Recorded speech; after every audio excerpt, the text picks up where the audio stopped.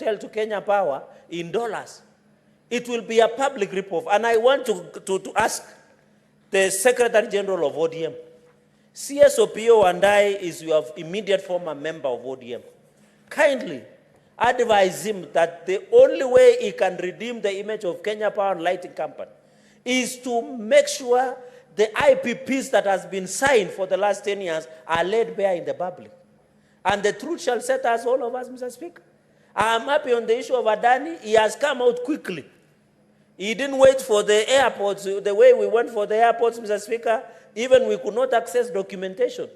We had to use power of oath, power of intimidation, power of coercion for production of documents on Adani JKI deal, Mr. Speaker. And that is why you had the young man the other day on Gen Z protest saying, and I'm happy that young man, he has got a sponsor. He was saying, uwanja wa ndege umeuzwa. Imeuziwa muhindi, was being asked, umeuziwa nani? And we thought it is a joke. Only when the issue appeared before the Senator Chair of Roads, and I want to ask Senator Karungo Adangwa, the way he's standing on issues of Murima, strongly, he should stand on this investigation of Adani, Mr. Speaker. He should fear nobody. The Bible says, the Bible says, Mr. Speaker, don't fear that kill the body and the soul, that kill the flesh and the body, but do not fear only who kills the soul and the spirit, Mr. Speaker. I want to challenge Senator Karungo Adangwa. The way he is strong standing on matters of Murima, he should stand strong on the issues of Adani. We want to know what really happened to the airport, Mr. Speaker, including the Kerenga airstrip in Kericho. Has it been sold? That is the question many Kenyans have. What is the issue of private partnership in this country under the Act, Section 4 and Section 2 and Section 40, Mr. Speaker? I want to challenge Senator Karungo Adangwa, Mr. Speaker. The way he spoke with authority on Sunday in Kirinyaga, he should speak to these matters with the same figure and authority, and he should behave like a miracle senator for who he is, Mr. Speaker. Mr. Speaker, point number 5, on this issue of moratorium, we should not lift a moratorium on the issue of power purchasing agreements through IPPs, Mr. Speaker. And that is the point. Before we lift a moratorium that was imposed in 2021 by the report on the task force that investigated the issue of power purchasing agreement and IPPs, Mr. Speaker, we must agree that there are ground rules that needs to be set, Mr. Speaker.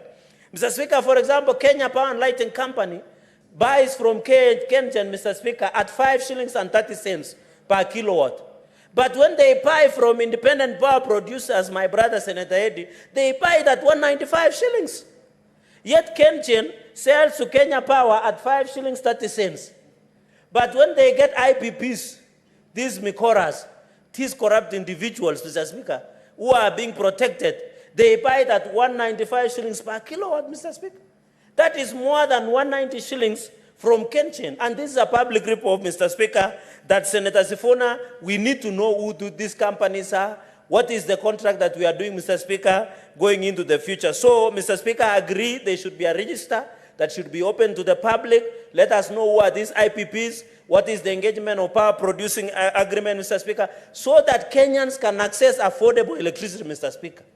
We cannot be talking about climate change and green energy if the person in Nyatike, in Mikori, cannot access electricity.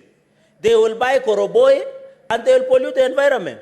Or they will fell down the trees in somewhere in Bomet, Mr. Speaker, in Jebalungu. They will be forced to go to the forest, cut down and light a fire. But if we can produce power to be accessible and affordable to everybody, Mr. Speaker, even in Tindret, where some of us come from, even in Nandi, Mr. Speaker, we must make the power in this country to be affordable.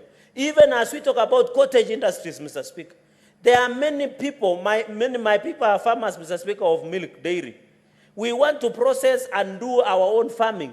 There are many people who are doing chicken farming or poultry farming. They need electricity. There are people who are processing dairy farm inputs, Mr. Speaker. They need electricity, Mr. Speaker. So I think this amendment is long overdue. I want to thank the Deputy Minority Leader, Minority Whip, that this is important, Mr. Speaker. I have noted that there have been serious renovations. I don't know whether it